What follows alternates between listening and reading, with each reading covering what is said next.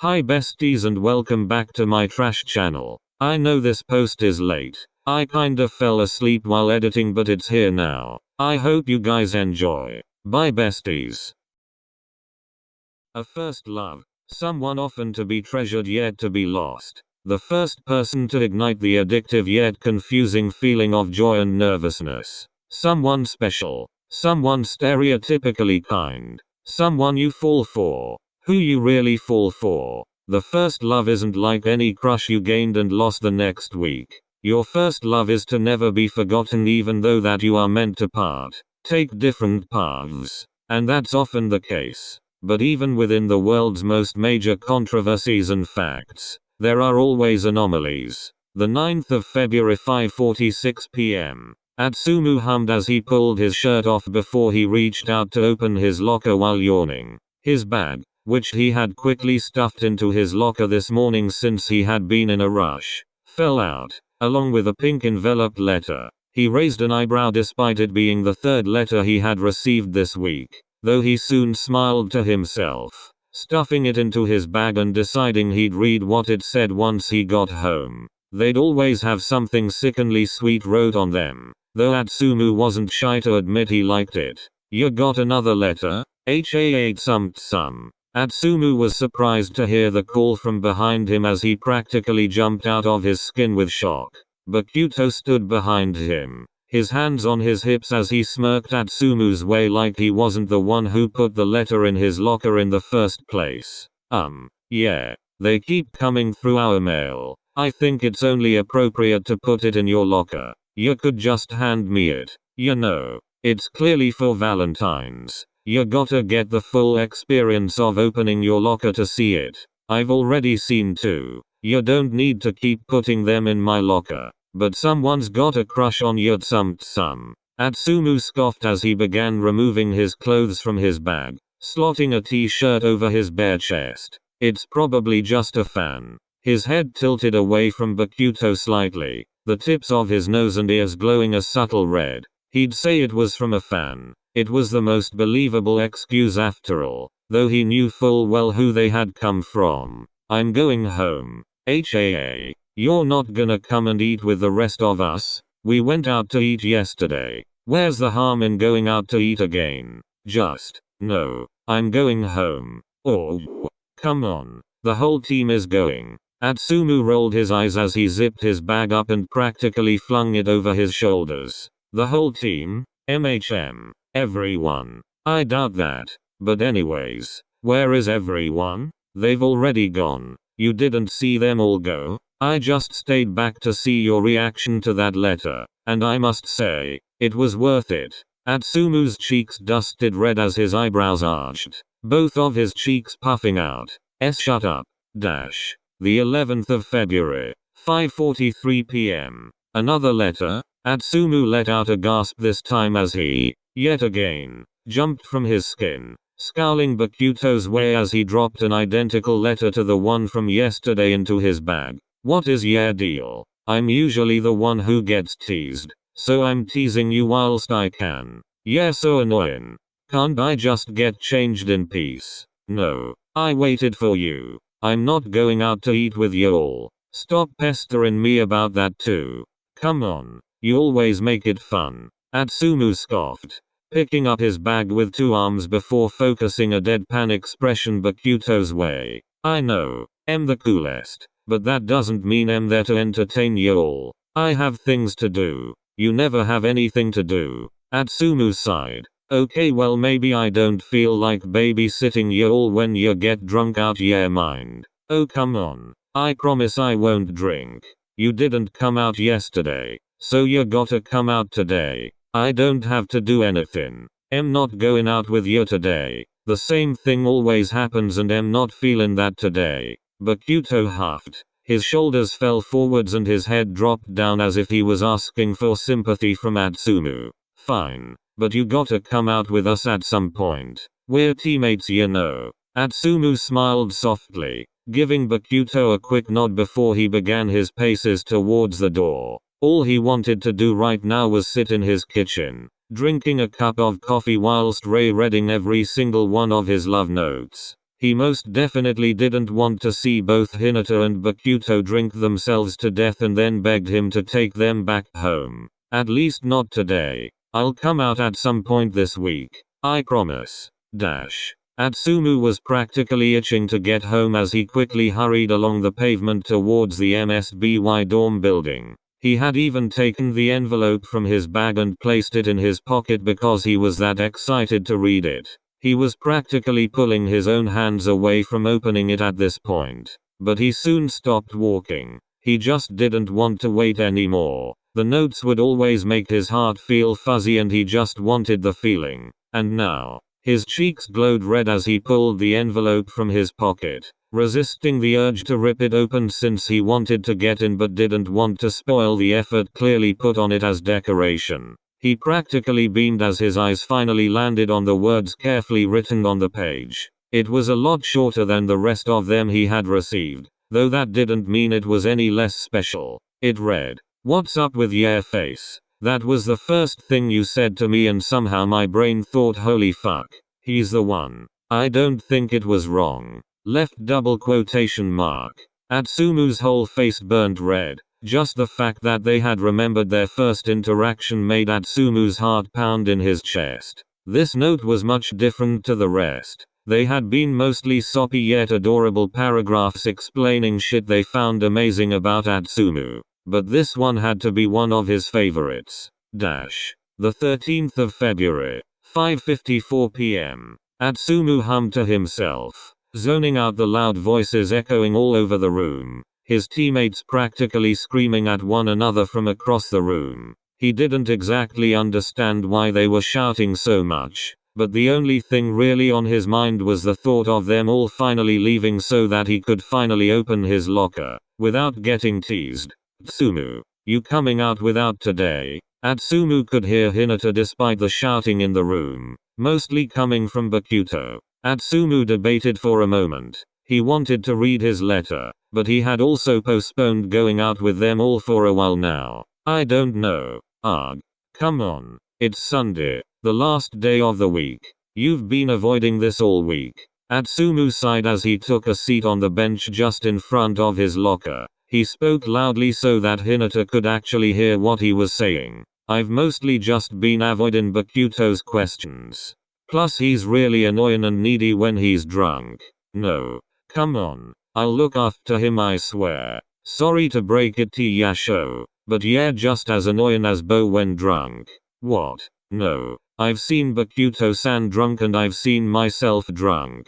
He's far more annoying." 𝗙𝗏 scoffed as he mindlessly twiddled with his fingers in his lap whilst Shoyo towered over him, practically begging for him to tag along with them at this point. Though 𝗙𝗏 had planned on going out with them since this morning, he knows he'd been putting off going out with them for a while now. It wasn't like he didn't like going out, he just wasn't feeling like getting drunk as of late. But hey, one night won't do him any harm. He'd never made himself overly drunk anyways. "When are you guys going?"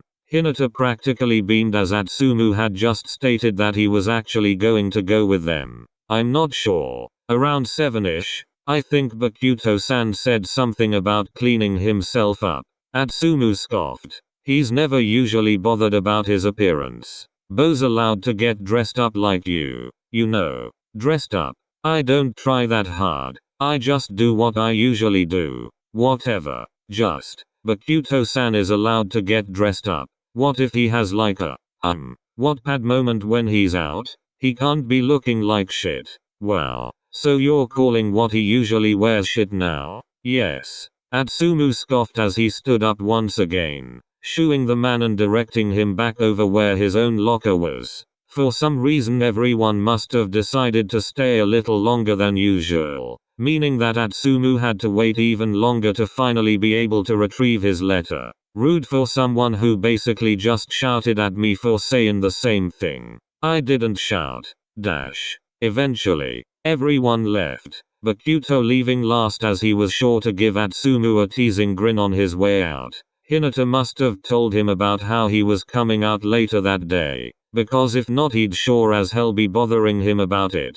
though Atsumu was just happy that he was able to read his new letter that he expected to be inside his locker. He smiled, giddily rushing over to his locker door whilst practically ripping the shirt from his chest. He swung the small, steel, green door open, looking down almost expecting something to fall from it, though nothing did. He raised an eyebrow and puffed a questioning cheek out, thinking that it had probably been pushed back in his locker or something, though, as he reached both his arms out in front of him to dig through the locker, he was met with nothing. He huffed, his eyebrows and puffed cheek seemingly more annoyed at his point. Maybe it was in his bag? He wasn't sure how it would have gotten there, but there's always a chance, right? There's no way he would have forgotten to put it in his locker in the first place. That's what he told himself at least, before he came to the conclusion that it was probably the only reasonable answer. He scoffed angrily. The dumbass really forgot to give him the letter. Some. You want me to get you something? Atsumu turned his head up slightly to meet the face of Picklqous, who was keenly and obtrusively close to his own. He clearly had no perception of personal space right now. He had only had around 2 pints and was already drunk out of his mind. He pitied both him and Sho, yet he was still somewhat jealous of how easily they could get drunk. Nah, good, I've already got a drink. Oh come on, let me treat ya. Yeah, so pushy, but good, I'll get another drink when feelin' it.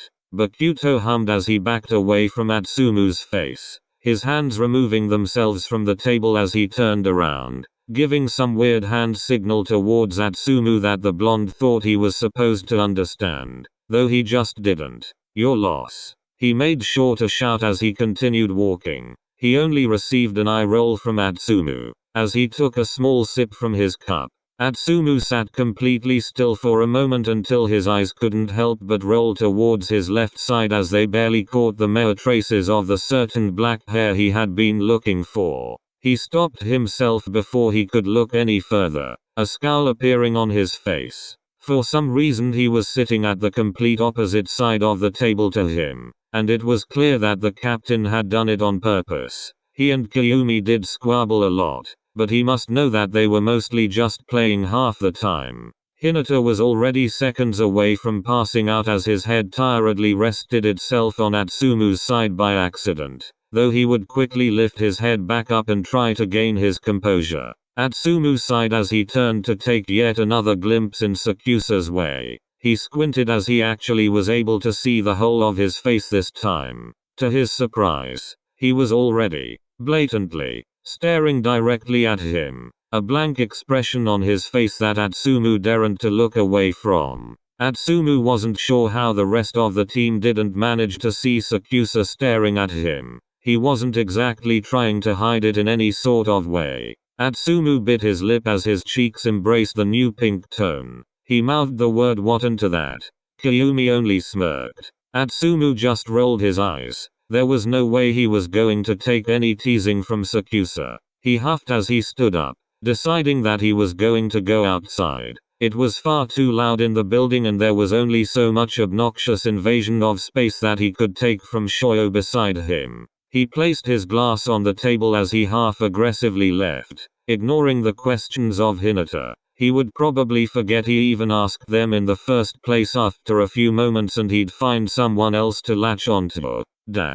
Atsumu engulfed a large breath as soon as he stepped outside and shut the door. He was surprised that only a handful of people were outside. He expected much more, but hey, the less number of people the better in his book. At least for right now. He already regretted coming out in the first place. He wasn't even sure of how long he'd been out, but what he did know was that he wanted to get home and away from his annoying teammates as soon as possible. Hey. Startled, Atsumu quickly looked behind him. He frowned at the face of Sakusa which was barely creeping out from behind the door. He sighed as he took a step forwards, allowing Sakusa space to actually get out. What's up with you? Sakusa questioned, a hint of concern in his voice. Nothing. The spiker scoffed. Yeah right. Atsumu wasn't even trying to hide that he was angry, and he knew full well why. You can go back, you know. I'm good. 𝗙𝗃𝗲 laughed despite knowing that it wasn't to be reciprocated. Seriously, what's up with you? Nothing. Geez Omi, I'm fine, can't you tell? His words only made 𝗙𝗃𝗲 chuckle again as he stepped forwards to lean his head over the blonde's shoulder and lace his arms around his waist. Atsumu's cheeks instantly reddened when he turned his head down to hide them. But 𝗙𝗃𝗲 only kissed them softly in reply to the blonde's actions. You're convincing. Shut up Omi. Seriously, you gonna let yourself stay pouty for the rest of the day or what? Well, the days are almost over, right? I don't see any harm. 𝗙𝗃𝗲 scoffed as his lips brushed over Atsumu's rouged cheek once again. One of his hands trailed to his pocket which he pulled a pink envelope from. He then offered it out to where Atsumu could see it clearly. The blonde scoffed himself despite taking it from 𝗙𝗃𝗲's hands almost immediately. He had clearly been looking forwards to opening it, which only made 𝗙𝗃𝗲 chuckle. Better late than never. Seriously, you got yourself in such a bad mood over a letter? Shut up. I like reading them. Clearly. It's not my fault you forgot to put it in my locker today. I usually just put it in our team's mail. But Kyuto is the one who puts it in your locker. We don't want them knowing I've been sending you love letters quite yet. Atsumu huffed, though he quickly welcomed the series of kisses Kyumi planted on his neck, which he then worked up all the way to the corners of his lips. You forgot to put it in the mail then. I did that on purpose. Don't worry. HAA. I was waiting to read it all day. Why would you do that? Because I'm mean. Clearly. Shut up you. I've given you it now. You're still cruel. 𝗙𝗃𝗲 scoffed as he snatched the letter from Atsumu's hands just as he was about to slip it open. Atsumu gasped before he scowled. And you're adorable when you pout. HAA. Give that back. No. I want to show you something. What? You can show me it after. Just let me read whatever soppy shit you have wrote. You can read it after. I didn't just not give you the letter just to make you annoyed. Well, maybe that's partially the reason. But there's another too. Omi. Atsumu huffed but didn't get a chance to say another word as Kyumi grabbed his hand and quickly slipped the envelope back into his pocket as he practically dragged Atsumu towards wherever he had planned to go. Stop being so pouty, idiot. I'm not an idiot. You are. Now slow down. Say that later. What? Shut up. Blood rose to the blonde's cheeks as he shook his head, pretending like 𝗙𝗃𝗲 hadn't just said that. You're in a good mood. Yeah. And you're not. Yeah, I'll be in a good mood when you finally give me that darn letter. Omi. Atsumu hummed as Kyumi opened his car door for him and lowered a hand to help Atsumu get out. Atsumu smiled as he quickly planted a kiss onto his cheek.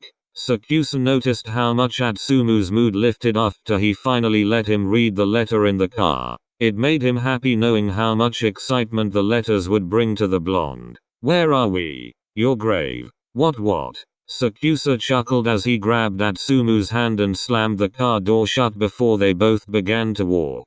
The car ride wasn't very long. 10 to 20 minutes at best. It's really dark. No shit. Atsumu scoffed. Startin' to think you actually are planning my death now, Omi. I never said I wasn't. Atsumu huffed. Though he recognized that they weren't in the middle of nowhere. He recognized what appeared to be the silhouette of a bench, meaning that they were probably in a park or something of the sort. No, but actually, where are we? You'll see eventually. Don't be so impatient. You kidnapped me, stuffed me in your car and took me somewhere in the middle of the night, and suddenly I'm not allowed to ask questions. So rude, Omi. Dramatic much. And I didn't kidnap you. What are you on about? I told you to stop many times. Yeah, but you did it in the voice that says stop but don't actually stop. You use it a lot when we. Shut up. There was silence for a moment, though Atsumu could never keep it that way for long, so it wasn't long before he chirped up again, whining. Couldn't you have parked closer? You literally have a sporting career. Shut up. I'm tired. We've practiced so much over the past few days. Well, we get tomorrow evening off at least. Atsumu sighed, leaning his head to his left so that he could rest his head on 𝗙𝗃𝗲's shoulder. But just as he did, Kyumi stopped walking. taking what appeared to be a lighter from his pocket. Atsumu's eyes widened as he jumped away on instinct. Whoa, hold on. What are you doing? Lighting candles? 𝗙𝗃𝗲 said as he kneeled down and sparked a flame on the lighter, lighting what Atsumu had now recognized to be a candle. He let out an "oh" as Kyumi then began to light more and more around the area that they were standing in until they were both able to actually see what was around them. Atsumu was soon able to recognize a sizable picnic blanket, accompanied by a picnic basket. His eyes widened until he smiled softly. Omi, how'd this get here? I stole it, of course. 𝗙𝗃𝗲 scoffed as he turned his head to the blonde who wore a raised eyebrow. No dumbus. I set this up. What? Really? When? He copied the actions of 𝗙𝗃𝗲 who had already sat down on the blanket and placed the lighter back into his pocket. Atsumu hummed as he settled beside him, resting a tired head on the spiker's shoulder as he hugged his arm tightly. Earlier. So it was actually planned for you to not give me that letter. I thought it might convince you to come out or something. I don't know. But you were going to anyways. You were talking to Hinata about it. You were a Vestropin. Always. I hear everything at you. Widos. But seriously, when did you have the time to set this up? It's only a blanket and a couple candles. It doesn't exactly take long to create. Oh. But still. Cute. 𝗙𝗃𝗲 felt a cold cheek nuzzle into his neck. Yeah. It was pretty cold out. Though it was manageable. They had each other to stay warm as well as their coats. Unlike 7 years ago to this date. Kyumi could still recall the memory as clear as day. Just two average teenagers with not so average backgrounds just trying to find their way in life. Both blinded by the new and intriguing feeling of love that drove them to do what would be classified as outrageous by adults. Dumb things. Despite the society at the time, despite what people were trying to engrave into their very skulls each day, they just couldn't conform. Their parents convinced them to follow another way. Their ideals, what they would consider to be correct, almost got to them, but the feeling of love, the first love, it beamed brighter than everything ever seen before, and could not be ignored.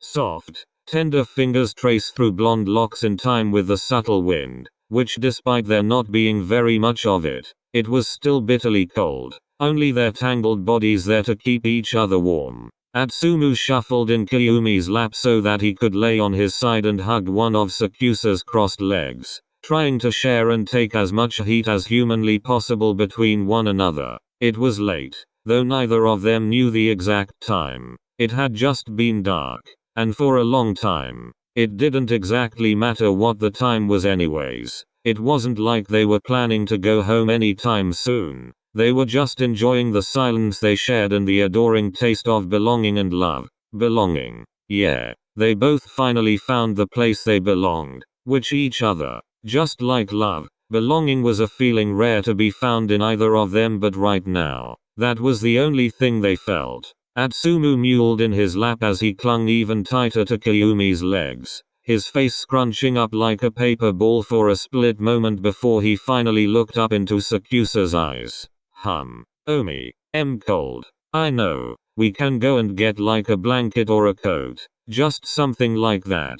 Atsumu had ended up throwing rocks at Kyumi's window at around 10 p.m. after messaging him over 100 times. He came on a train from Hyogo to Tokyo just to see him on Valentine's, and Kyumi could never be more grateful. I don't know. I want something, but am also comfy. We're both cold. I think we should go find a blanket or something. Omi, it's the middle of the night. I'd rather not wake your parents up. Oh, right. 𝗙𝗃𝗲 sighed as he tapped at the top of Atsumu's head, gesturing for him to sit up when he finally looked his way, which he complied in doing. 𝗙𝗃𝗲, almost immediately, pulled Atsumu back into his lap, the blonde's legs over his own as they both held each other tightly. Omi. Yes. I'm tired. I can tell. You can go sleep if you'd like. No. I came all this way just to see ya. I'm not just gonna fall asleep. Achu, it's late. Atsumu hummed as he tucked himself beneath Kayumi's neck. Sakuatsu was instantly his with the feeling of cold picking at his skin. It's not like I can go to sleep anyways. I gotta go home still. Kayumi squeezed him tighter. The thought of the blonde leaving so soon after they had just finally reunited after months apart made his heart ache. I can talk to my parents. I'm sure if I make up some dumb excuse as to why you're sleeping at my house, they'd understand. I don't wanna get you in trouble, Omi. It's fine. You won't. Atsumu smiled as he pulled himself away from Sakuatsu slightly, until they were face to face. Both of their foreheads pressed neatly against each other. Sakuatsu never thought he'd ever be able to get so close with anyone. Yet here he was. Let's stay out here a little longer. Okay, alright.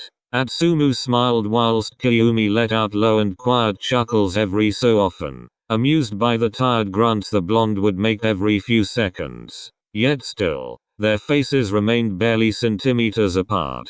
Omi, Atsumu laid his head against Kayumi's shoulder. I think I don't like you. He gulped. I love you. Sakuatsu felt his eyes widen before they began to tug down as he squeezed Atsumu suffocatingly tight. Those 3 words are ones he'd never rarely hear. Only from his parents when he was younger. But now it seemed the novelty of the word wore off for them. Achu. I love you too. They smiled in time with one another and their cheeks heated despite the bitter air. They both knew that their statement was true. Yeah, they really did love each other. Omg I. Yes, what food did you bring? I didn't. The basket's just there for decoration.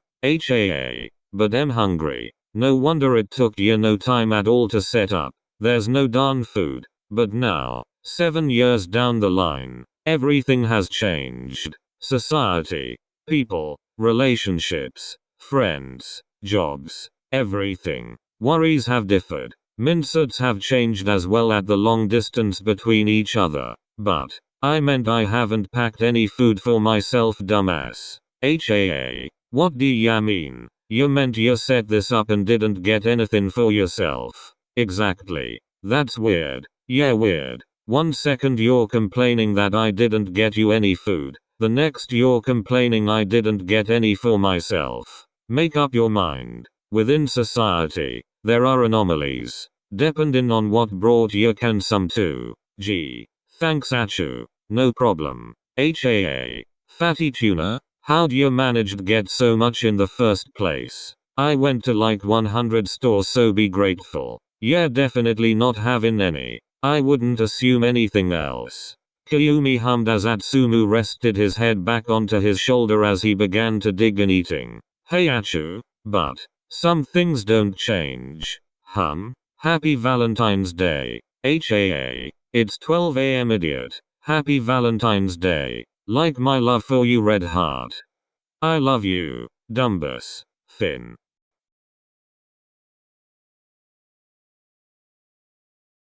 Hi besties. I hope you enjoyed the video. Sorry for the wait on this video. I've been feeling under the weather from lack of sleep, so I've practically slept the past 3 days away. But I got the vid here finally. The next part of Date Me will be up soon since I only need to edit it. But for now, I'm going back to bed. Love you all besties, and I'll see you in the next one.